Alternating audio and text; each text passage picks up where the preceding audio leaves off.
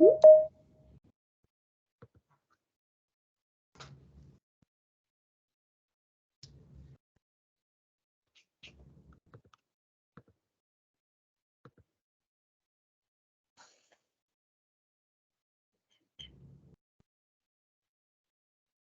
right, Jane, everyone should be in the meeting. All right, excellent. Good morning. Thank you everyone for joining us. It gives me a pleasure to introduce Jerry Browne to you. I actually had the opportunity to work with Jerry at Dart Corporation. Jerry has a true passion for teaching and mentoring. He led the Red Bead experiment for us during the Lansing Lean Leader Summit recently.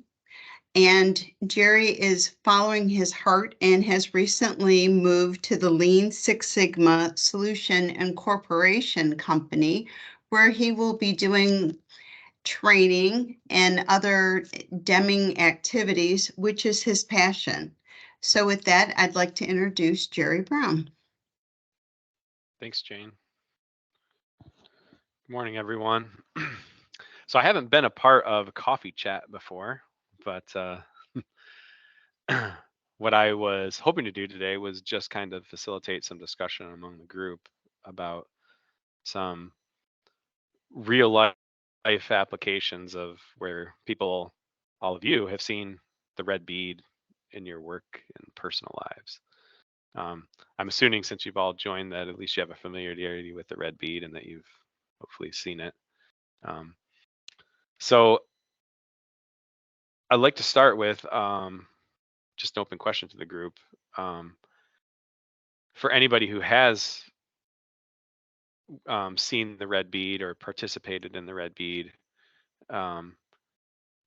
what are some immediate applications where you've seen it in practice in your work lives, where you might have gone to work afterwards and thought to yourself, I'm living in the red bead?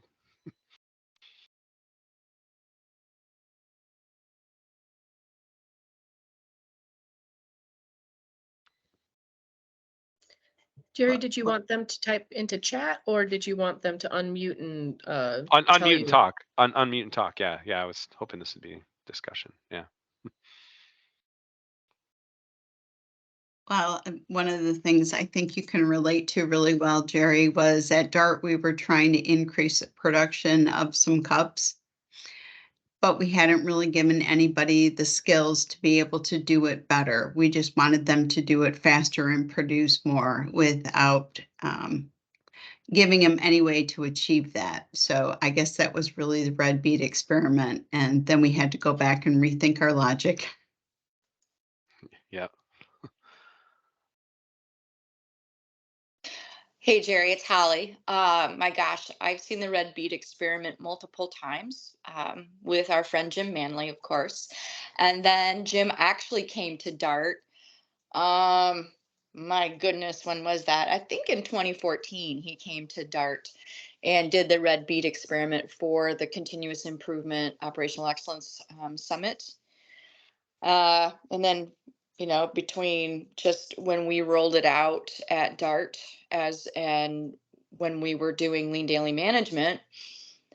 So there's been multiple exposures. I've had multiple exposures. I've actually gotten to be the client, I think it was, with you. But yeah, I would confirm I actually worked at Dart Container with Jane and Jerry, and Jane was spot on with, we were given the direction to make more cups without any substance behind it. So, we were definitely living in the red bead experiment at that time. I've also seen it at when I was at General Motors.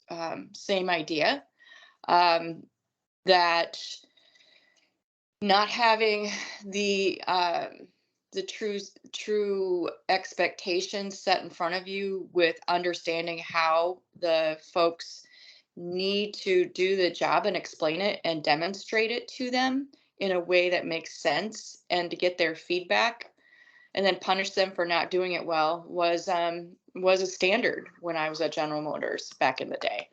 So, I hope we've evolved from there, but it's really nice to have you here to talk through it and dive deeper. Yeah, this is Pamela. Okay, Just to anyone add else? to that, that I have been in a couple of different environments where I was observing and or experienced similar situation.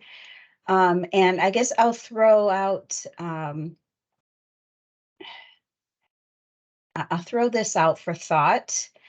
I think one of the observations I took out of it was that even though those end users, if you will, those people living in the moment, the boots on the ground folks, often knew that there was an issue early on.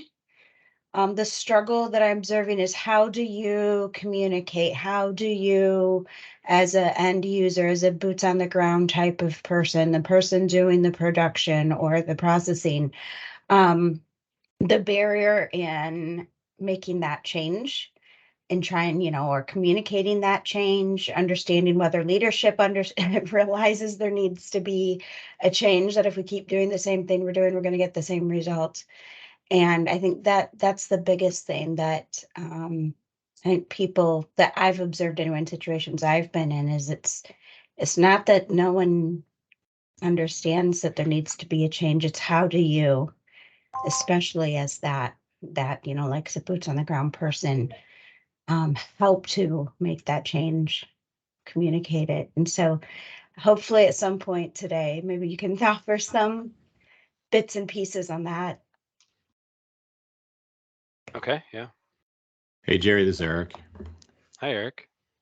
Hey, one of the things I noticed is there's many management approaches that are deeply committed to believing that performance is the result of individual effort. And that shows up in our performance appraisals, how we rate and rank people. The same kind of thinking also goes into departmental performance.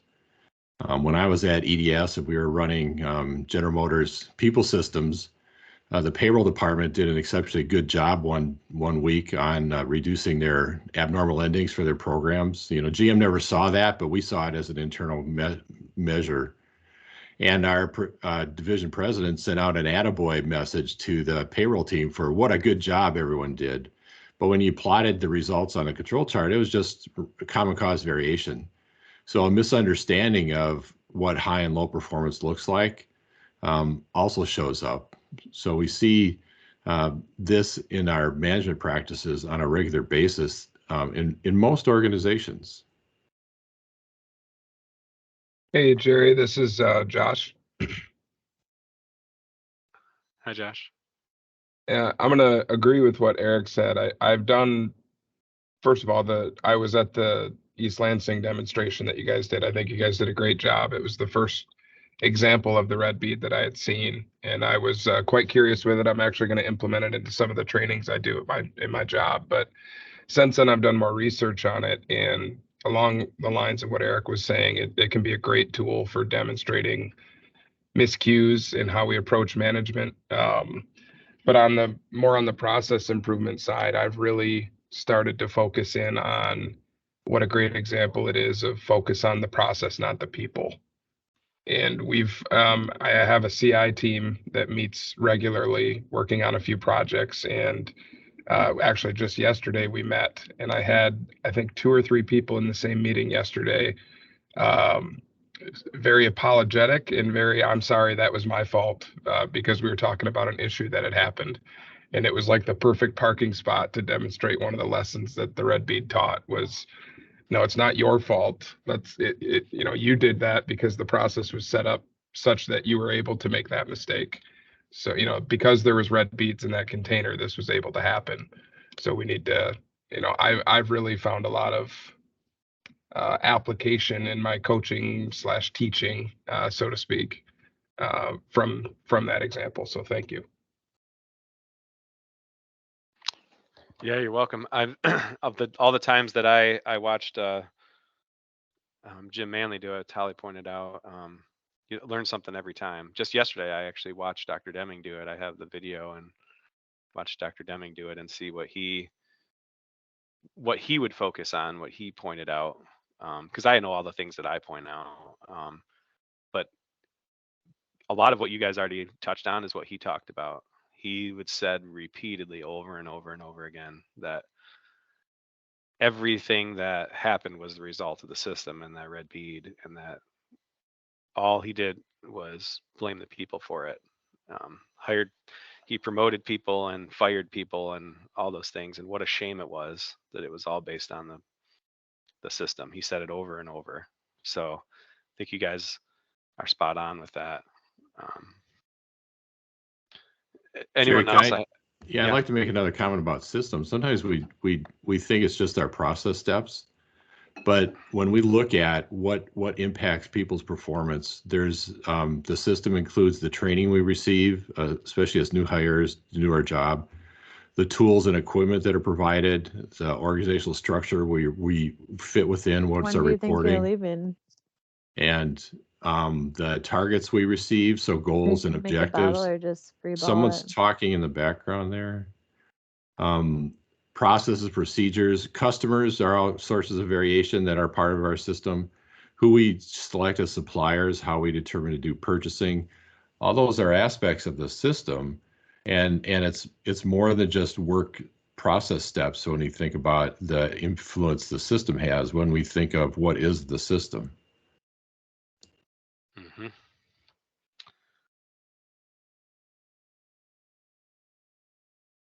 All right. So I prepared my red bead cut sheet, which I'll bring up just for some more conversation starters here. Let me share.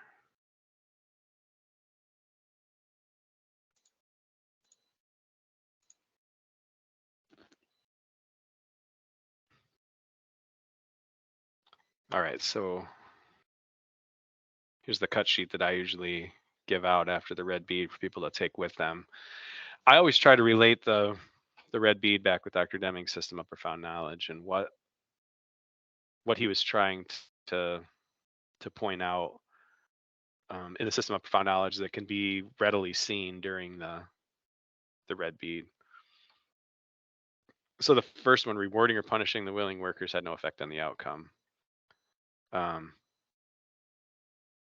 You guys have any experience? Like what I did during the red bead, what I always do is to highlight that as the employee of the week is first thing that I do, and then follow that up the next week with somebody's on performance improvement plan, and then follow that up with getting rid of whoever's the worst. And as Jim always said, that when you're performing the red bead, that God's always there to help you out on your shoulder, that whoever you put on a performance improvement plan always does better the very next time they pull, to help you out there, to show that you can prove that was successful at putting people on performance improvement plans. So do you all see that still as a practice of the performance improvement plan, and that kind of threatening people of get better or else, without any other observation that the system's being worked on?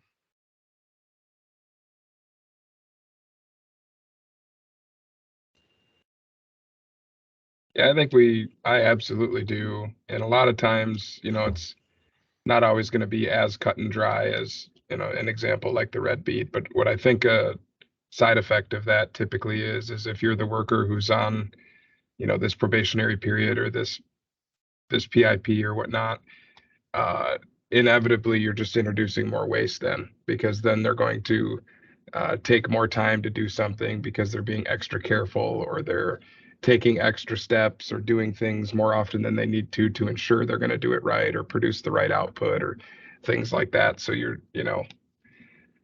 not quite as simple as the red bead would demonstrate it, but it is there in my opinion.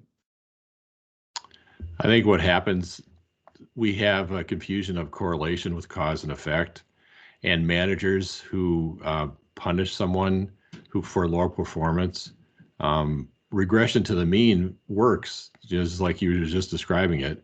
And so punishment results in better performance, because they believe that. And sometimes we also saw the rewards are go to their heads, and so they do worse the next week. And so again, regression to the mean seems to be the thing that causes the confusion with correlation. And so managers tend to focus on punishment works and reward doesn't.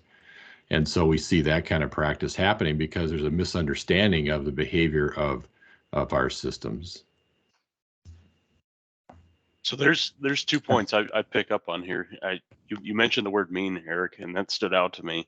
I heard a teacher one time tell a parent that their kid was below average on a test.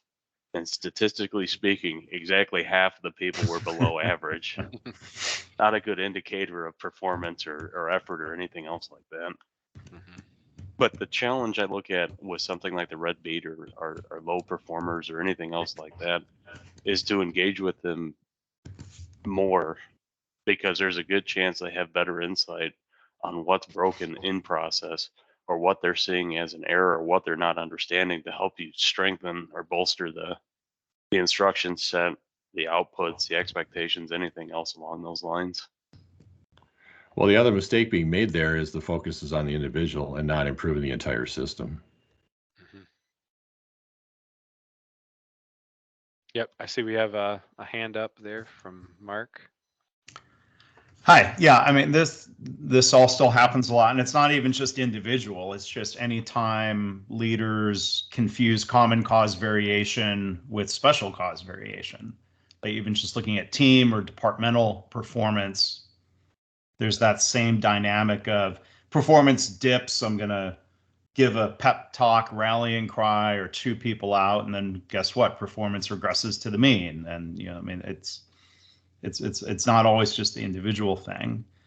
It's that overreaction. But I was going to share one other quick story. Like 20 years ago, when I worked at Honeywell, there was like a rare illustration of this whole principle at like the executive level, where there was this business unit that had replaced the business unit president for like the third time in 3 years, and it was a badly performing business unit. And I overheard like the VP's admin sort of just say out loud to whoever was listening, so I'm like, I hope they can maybe someday they'll find a leader who could be successful. I'm like, maybe it's just a crappy business. And the last thing you would want to be is the fourth new president in 4 years. Mhm. Yeah, absolutely. Yeah, I'm gonna share a quick story on this. So my daughter goes to Michigan State, and she just had a internship this summer at a company where it's like a nonprofit, and her internship was to go out and collect donations to support it.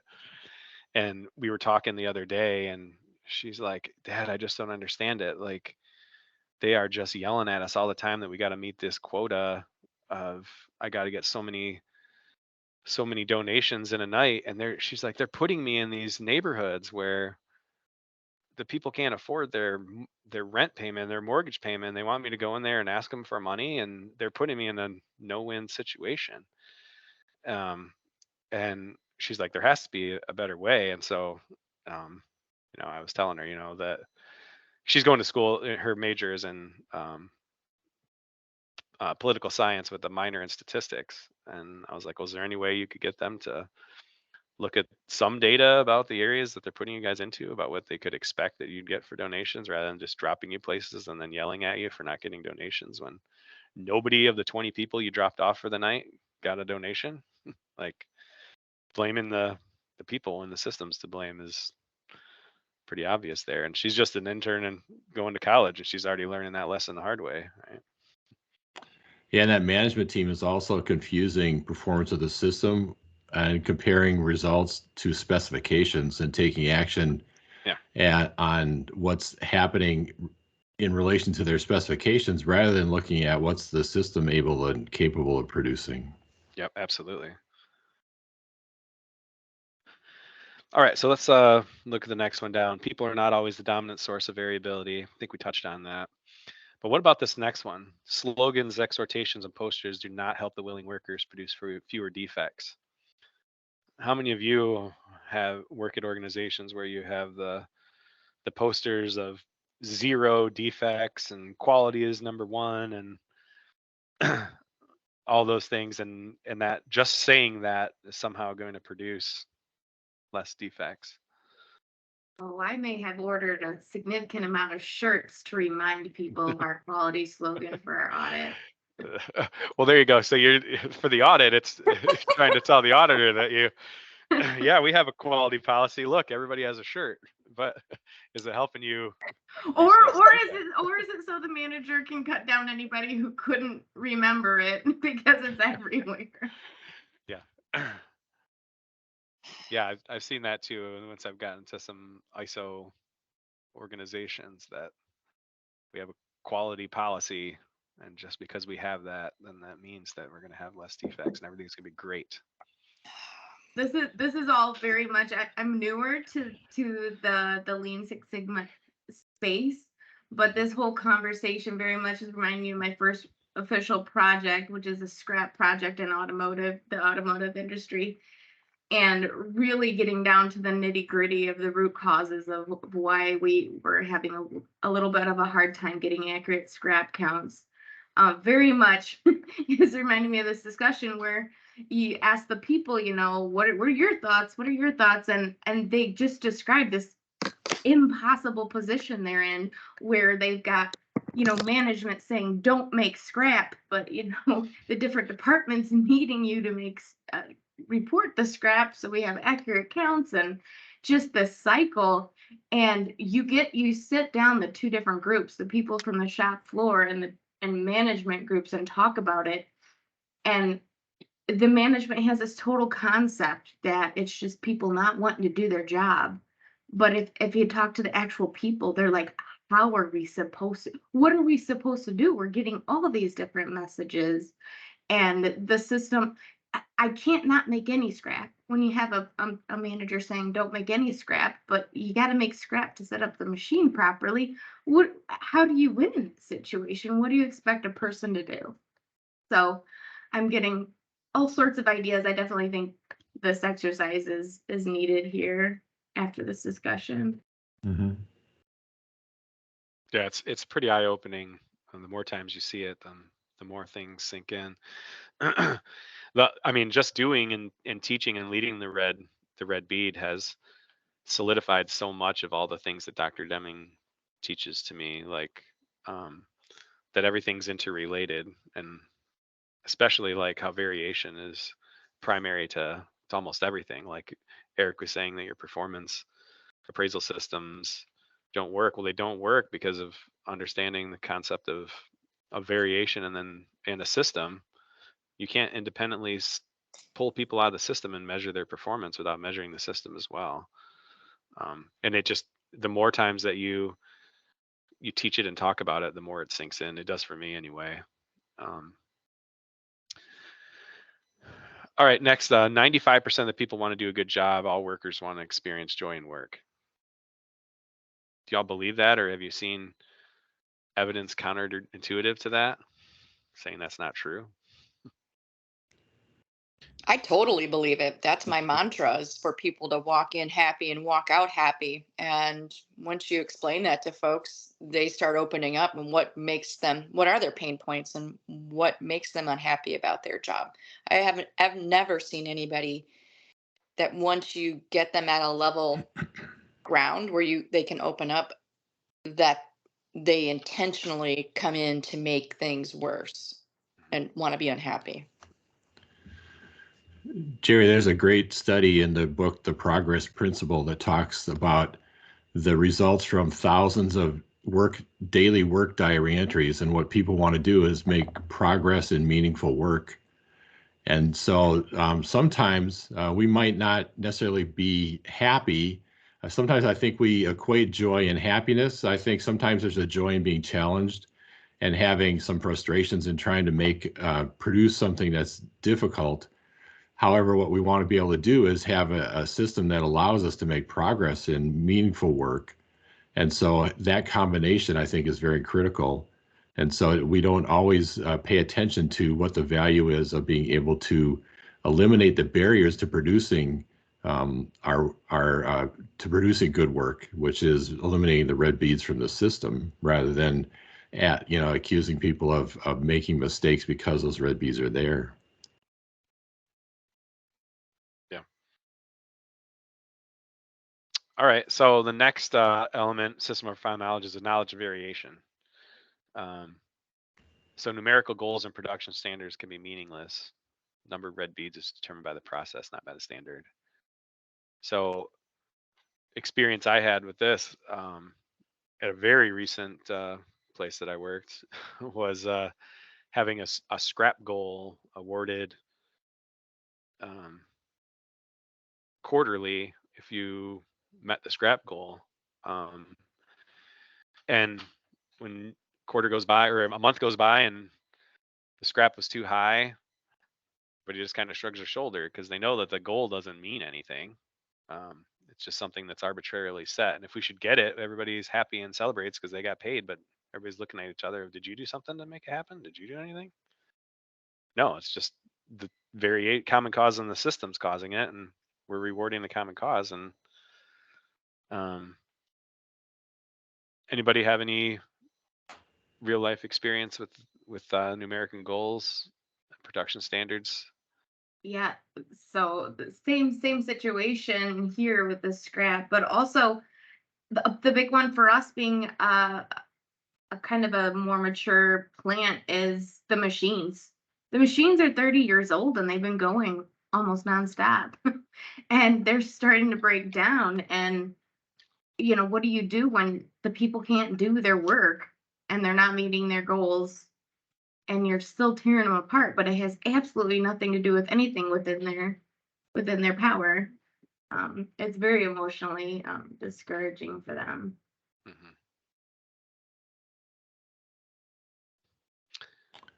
I saw goals occur when I was at Kidde Fenwal in United Technologies.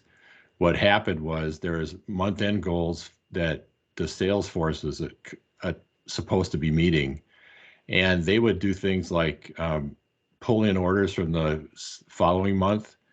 They would send out orders early in order to make whatever sales targets they had, and it ended up driving production to do overtime in the last week or 2 weeks of the month. Shipping was overwhelmed. They had to do overtime. People were getting fatigued. The first week of every month was people taking time off because they'd been exhausted for trying to meet the salespeople's efforts to make their targets. So this impact of artificial goals, month-end kind of targets, had a ripple effect throughout the organization. Oh yeah, the month end got to meet the monthly sales goal, and no matter what the cost. Definitely have lots of experience with that. I wanted to share with you guys this here. So yesterday I told you I watched Dr. Deming's Red Bead that's in his video series, and these were the results here on this process behavior chart. So one thing that I've experienced many times in my career is the reaction to 2 data points. This day is super bad for everyone. What happened? Everybody's getting scowled at. Focus more, try harder, and this day is a celebration. I took the job at Sparrow Hospital and in continuous improvement. And my very first day, I got to sit in a leadership meeting and went in, and they were looking at the last month's performance, and it's exactly how that conversation went. The CEO was like, "Why is this month so much worse than last month?" And when you look at it across the months, it was really no different than what it was 2 months ago, or it was just the common cause variation, but it was like a terrifying meeting and getting yelled at and screaming and all this stuff. And it's like, man, this is not the way to lead people without having an understanding. So once you see the red bead and you see the data plotted and you understand what the process behavior chart is showing you and what common cause really is, it just changes your whole perspective. Like watching the news and hearing people talk about averages and that the traffic deaths are down 4% from last year and all that stuff. It's like, does it really mean anything? Is that really significantly different than over the course of time? Well, we face the challenge too. If you take that same data from individual performance, you can create a bar chart that ranks people from top to low. And you have data that you can say, see, these are better performers than other performers. And without putting that same data on a control chart, you'd believe that you have something in front of you that tells you something about people's performance without understanding what the system is actually producing. So open question to the group, does anyone create these in your work, especially when you are seeing some of the behaviors we're talking about in your work environment? Do you go and create a control chart, a process behavior chart, so that you can go back and talk to leadership and show them this concept of we're reacting to noise, or have the wild goose chase going on?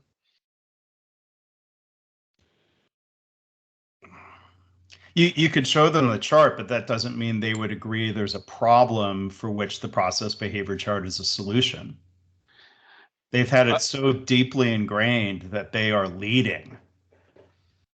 Like what? I mean, forget the analogy of bring the horse to water. Like the horse doesn't even want to believe it's thirsty, even if it might be dying of dehydration. Yeah. No, I agree. I just wonder if anyone out there has been successful in doing that. I worked with the leadership team of today's staffing. They were based down in Plano, Texas, or Dallas, Texas, I should say. And they ran an experiment one week to try and reduce the open requisitions in their offices around the country. And at the end of the week, we looked at our numbers, and the number was really, really exceptional. The president, we had taught her staff understanding variation. We had spent some time teaching them about what variation is, the distinction between common and special causes, et cetera. Her question to the staff was, did we create a special cause? Meaning special cause can also be good.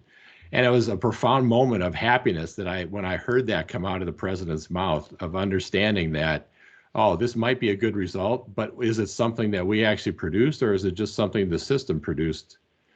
And so it was one of those rare moments where a leadership team got it and they were applying it in their work.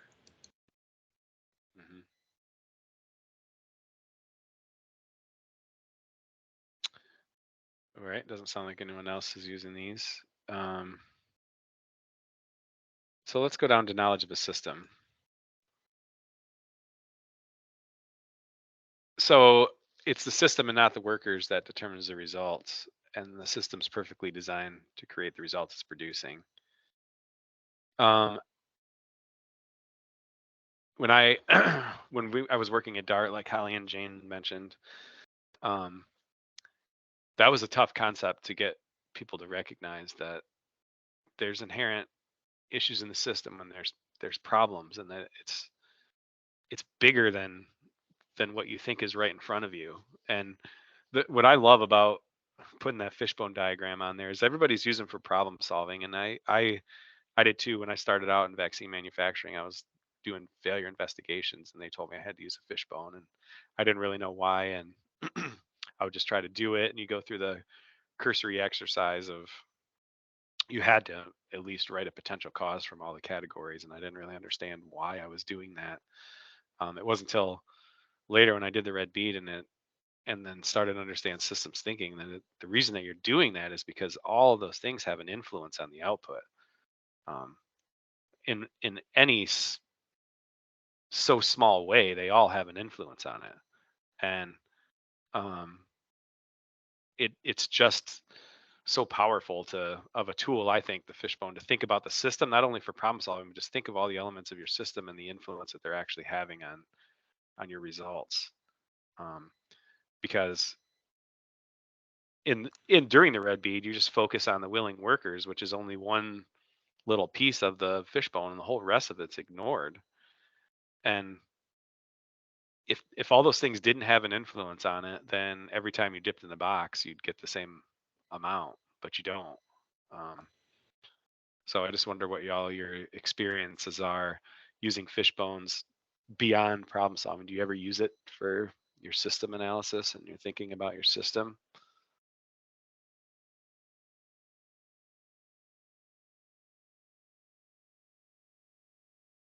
And everybody's quiet today. Well, I might challenge the idea of there's a missing part with fishbone diagrams, and that's the description of the interactions that occur.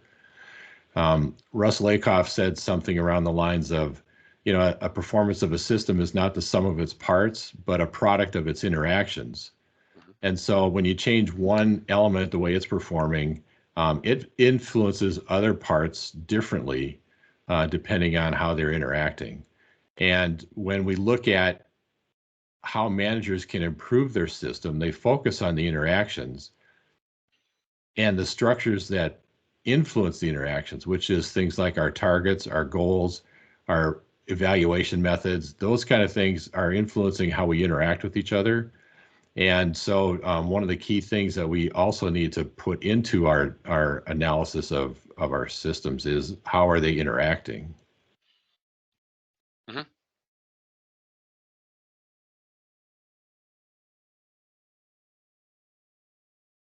I will say, though, fishbone is a good place to start. I'm just saying that there's something in addition to what shows up on the diagram that's critical for us to understand and discuss.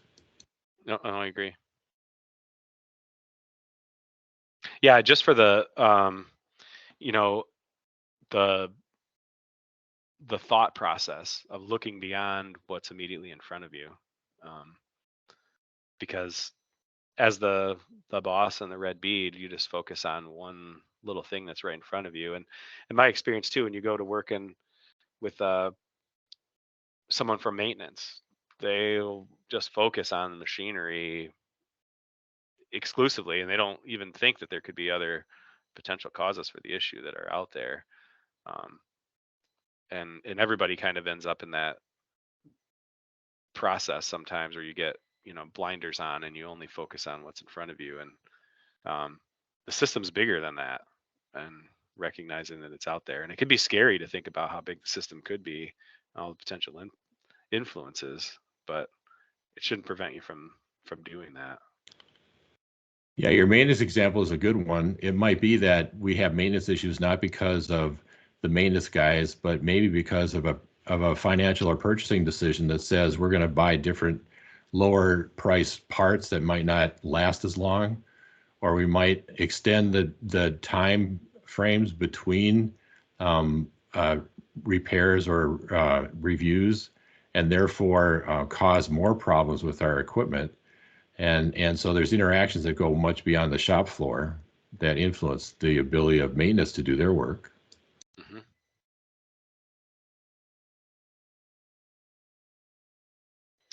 So rigid and precise procedures are not sufficient to produce desired quality.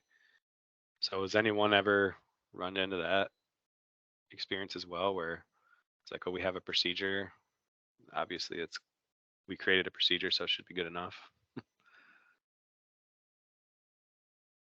So I can give you an example, Jerry, and I can tell you that the fishbone is still widely used in the vaccine production.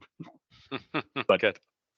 So I'm a facilities maintenance manager right now, and so a lot of experience with very detailed work, detail-oriented work, and sometimes that shows up in a wall of text in an instruction set.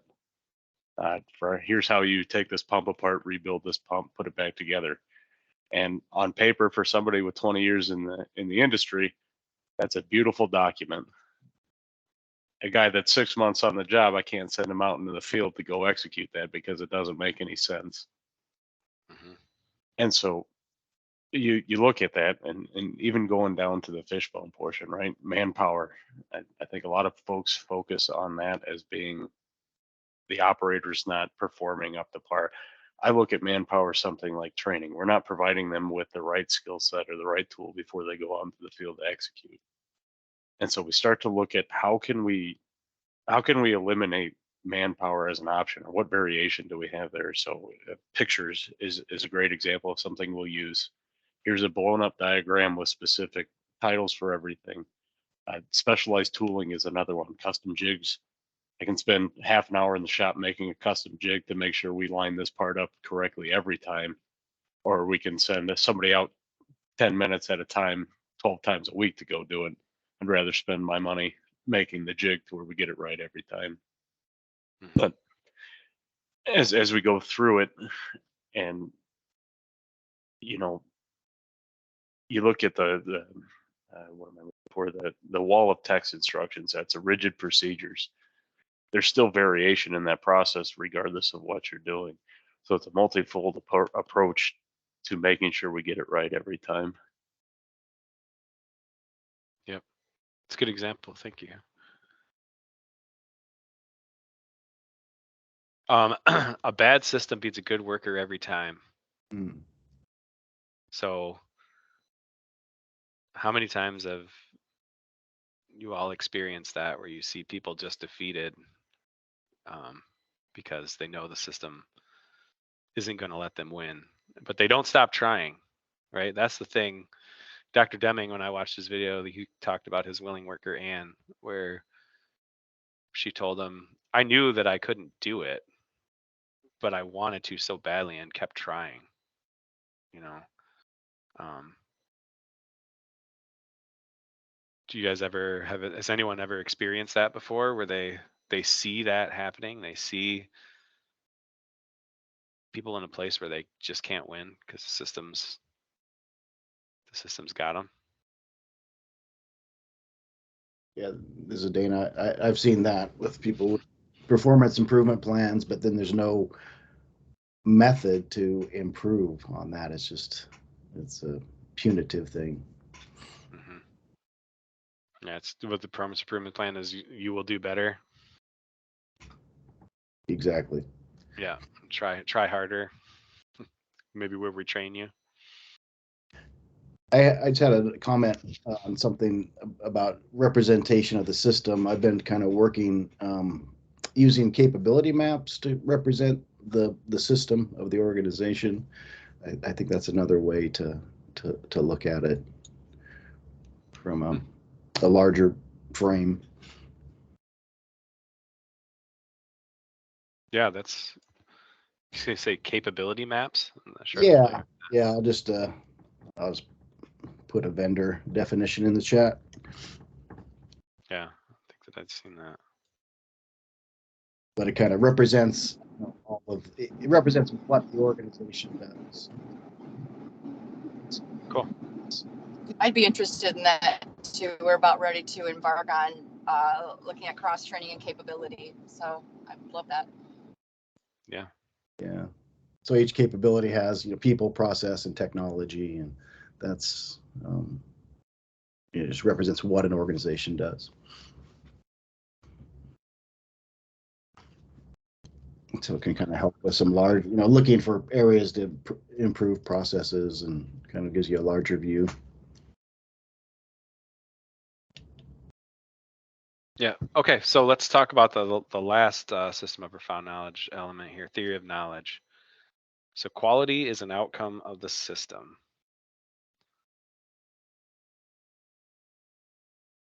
Anyone have any thoughts on that? Well, one element of the theory of knowledge is that a statement, if it contains knowledge, fits perfectly data from the past and accurately predicts something that's going to be happening. And so one of the things we noticed from the red bead experiment is past performance of the willing workers doesn't guarantee future performance. So there's not a predictive capability in how we're treating our view of the willing workers in the system. So when we understand that management is prediction, we're using an incorrect lens from which to view the performance. And so instead of looking at individuals, we need to look at systems if we're going to have a good prediction for what future performance will look like. Yeah. So we're talking about management as prediction. What was really become really profound to me, even though it seems simple, but thinking about it was that thought that all decisions are hypotheses.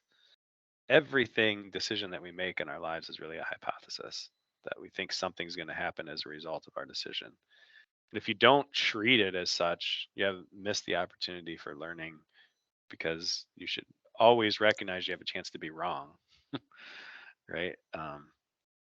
And not just come up with excuses about why your decision didn't turn out the way you thought it was. If you recognize that you made a hypothesis, you have a chance to learn. Yeah, we'd be better off if managers and leaders would view themselves not as decision makers, but as prediction makers, and then go back and actually evaluate what they're calling a decision, but was really a prediction as, hey, how good was my prediction? Did it actually fit? And did I actually set up a circumstance with which I could evaluate, was this going to be a good decision or not, before I actually took action? Yeah.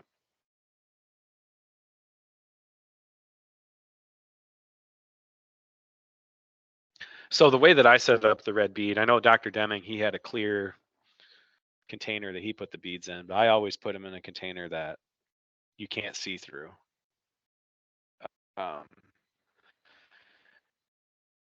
Intentionally, so that the audience can't see in the box, that I can't see in the box as the CEO. The only people that can see in the box are the people looking down in the box. And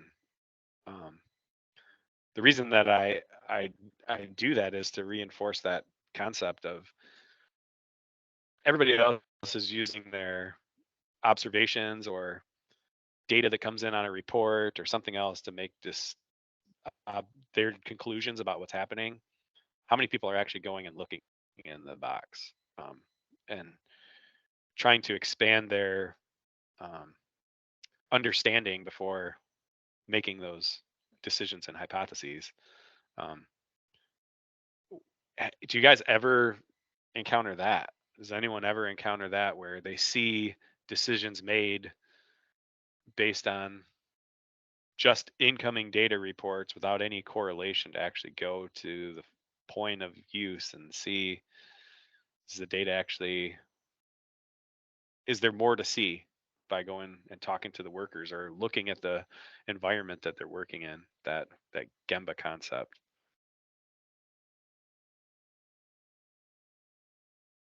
So, Jerry, I just have to say it's brilliant how you run the red beads, and that's one of the reasons it's such a good demonstration, the modification you made. I worked with a sensei from Shingi Jitsu that team members would come ask him a question about something they should do on their changes they're making on the line or in their cell. He would never ever answer the question directly. His first response was always, "Let's go see," because he knew that you can't make decisions in a boardroom or a meeting room. You'd have to go in the environment where the work is being done to understand fully what's happening. Is there a wire? Is there a beam? Is there, lighting differences? I mean, on the shop floor, it makes a big difference being right there versus talking about it. And so there's a real propensity in a lot of management teams to make decisions using brainstorming and mapping things on the wall without ever getting out of the room. And so it's dangerous because you miss so much. You have to go talk to people. When you do value stream mapping, you got to go to each individual's worker's workstation or their desk. Look at all the stickies they have on their computer. It's like those are the kind of things that tell you what's going on with the system, rather than a conversation about, oh, this screen is not easy to use. Well, look at all the reminders someone has to put them, create for themselves to actually work with their system. You don't see that stuff unless you go see.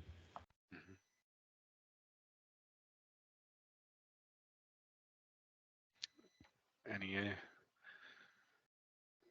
other thoughts? Okay, and the last bullet I have on here, that the number of value-added jobs in the red bead is small compared to the non-value-added jobs. Only 4. I only run with 4 willing workers and 6 non-value-added jobs of the QC staff and the QC, the head of QC and the recorder,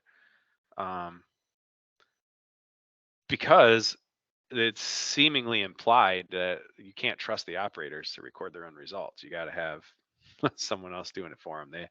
They're not gonna tell you how many defects they made, probably because of the way that you treat them, right? The way that you blame them for it. If I'm gonna hold them accountable, I need to make sure I got accurate data to do that with. And the other thing that I try to incorporate in the red bead is the signing of the procedure, because I've seen that happen so many times. Of we can hold them accountable if we take the procedure and we set it down and we make everyone sign that they've read it. Then we can do it. Then we can hold them accountable when they don't do it. So we got.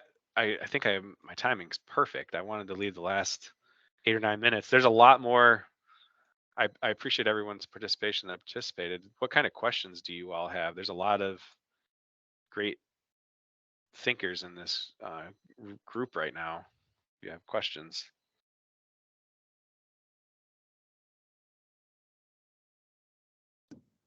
I was just curious, I have Jerry, a would you question. be able to, sorry, would you be able to drop that PDF in the chat? So I Oh, yeah, struggled absolutely. reading some of it Yeah, at times. absolutely. I'd appreciate it.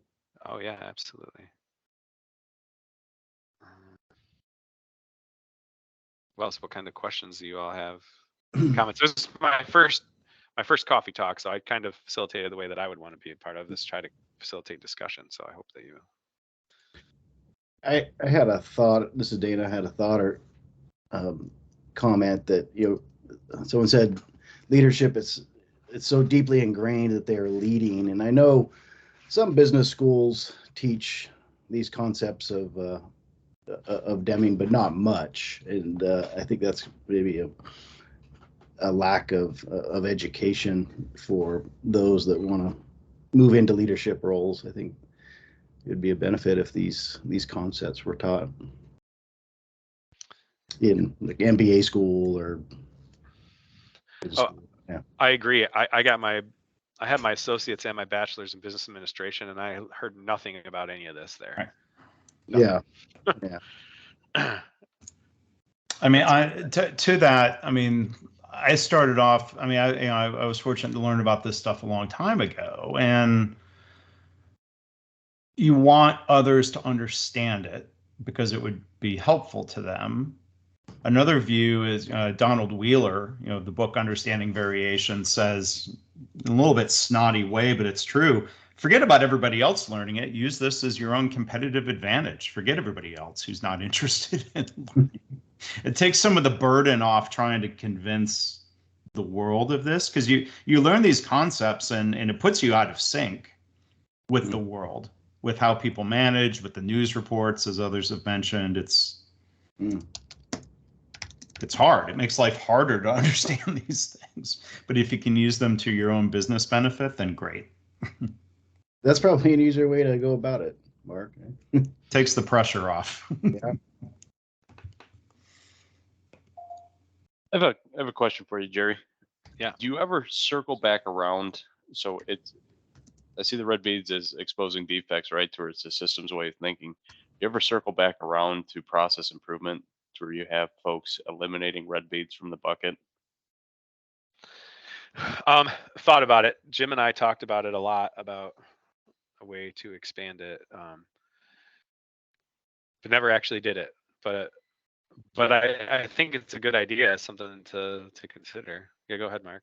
I did this once just at home watching a basketball game or something, because I had somebody ask once, like, well, why are we dumping the red beads back in? So if you play the game and you play it long enough and you change the system to where you sort any red beads that you've pulled out on the paddle, well, sure enough, you see a pretty linear decrease over time in the number of red beads being pulled each time. And then after you play it long enough, and you can actually get a paddle full of nothing but white beads. But it comes from that policy change and that system change. Yeah, we've played with a few different things, like had a separate bag of white beads only that we had for when the engineers created the process that we showed them on day one of see it's possible, and then put it in their work environment, and then it was full of red beads. Played with different things, but not that. So that's a great question. Does anyone know how to attach a file into chat? Because I can't figure it out. I think you can just drag and drop it. I tried. At least I have Teams natively on my computer, so maybe that's the difference. Yeah, so I wasn't able to use my app. I had to use the web version. But what I can do is I will forward it to Yeah, if you to wanted to forward it MLC to me, group, Jerry. to Andy, yeah, and she can send it to Yeah. everybody. Yep, I'll be able to send that on along with the feedback survey that's coming out here soon.